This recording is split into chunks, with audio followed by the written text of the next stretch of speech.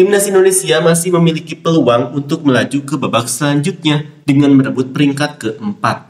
Anak asuh Sintayong itu masih bisa bersaing dengan Bahrain dan Cina di putaran ketiga kualifikasi Piala Dunia kali ini. Karena Bahrain dan Cina bukanlah kekuatan besar di Asia, sehingga anak asuh Sintayong masih memiliki peluang lolos ke babak selanjutnya. Apalagi sekarang ini Bahrain dan Cina sudah mendapatkan kekalahan telak di babak kualifikasi Piala Dunia ronde ketiga. Sementara itu timnas Indonesia belum tersentuh oleh kekalahan sejauh ini. Jelang melawan Bahrain dan Cina, media Vietnam juga turut ikut memberikan komentarnya. Ada yang menyoroti terkait performa timnas Indonesia yang sedang menjanjikan, ada juga yang membahas soal kekalahan telak yang pernah diderita timnas Indonesia dan soal tambahan amunisi baru di skuad timnas Indonesia. Seperti inilah komentar media Vietnam untuk timnas Indonesia.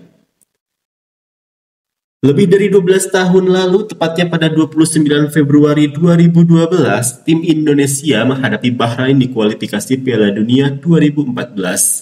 Ini menjadi pertemuan terakhir kedua tim. Saat itu Irfan Bahdim dan kawan-kawan kalah dari tim tuan rumah dengan skor 10-0.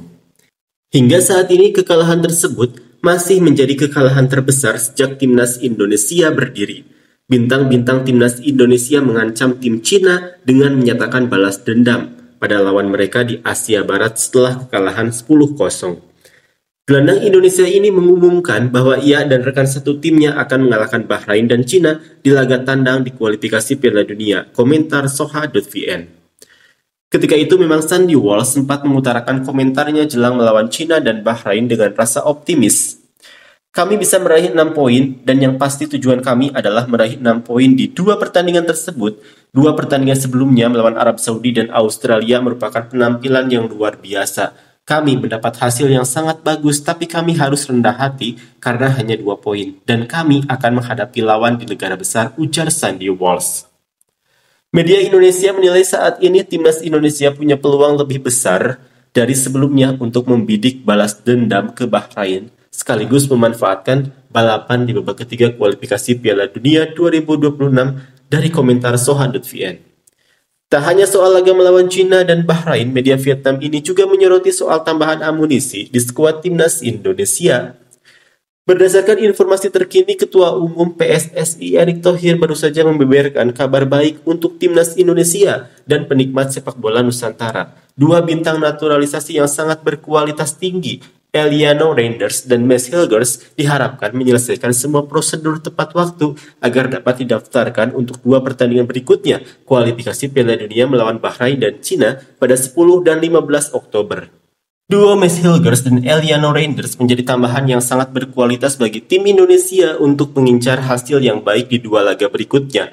Khususnya pelatih Sintayong dan anak asuhnya bertekad untuk membalas dendam ke Bahrain. Karena lawan inilah yang menyebabkan timnas Indonesia menderita kekalahan bersejarah dengan skor 10-0 pada kualifikasi Piala Dunia 2014 yang digelar di tahun 2012. Mads Hilgers dan Eliano Reinders sama-sama mengembangkan karirnya di Belanda, namun memiliki darah Indonesia, memiliki level yang dianggap relatif unggul dibandingkan level umum sepak bola Asia Tenggara. Hilgers adalah bek tengah kunci untuk Twente, klub Belanda yang rutin lolos ke kompetisi Eropa. Mads Hilgers dihargai 7 juta euro, lebih tinggi dari total nilai seluruh timnas Vietnam dan segera menjadi bintang termahal di sepak bola Asia Tenggara. Sedangkan Eliano Reinders adalah seorang gelandang serang dan juga merupakan adik dari Tijani Reinders, seorang gelandang kunci timnas Belanda. Dengan satu kemenangan lagi, Indonesia akan menjadi wakil Asia Tenggara dengan hasil terbaik di babak ketiga kualifikasi Piala Dunia. Sebelumnya, Vietnam meraih 4 poin di babak ketiga kualifikasi Piala Dunia 2022. Jika Indonesia memenangkan pertandingan lagi, mereka akan mendapatkan 5 poin di babak kualifikasi ketiga Piala Dunia, secara resmi melampaui rekor lama Vietnam di babak kualifikasi ketiga Piala Dunia 2022. Pelatih Park Hang-seo dan timnya hanya meraih 4 poin setelah 10 pertandingan.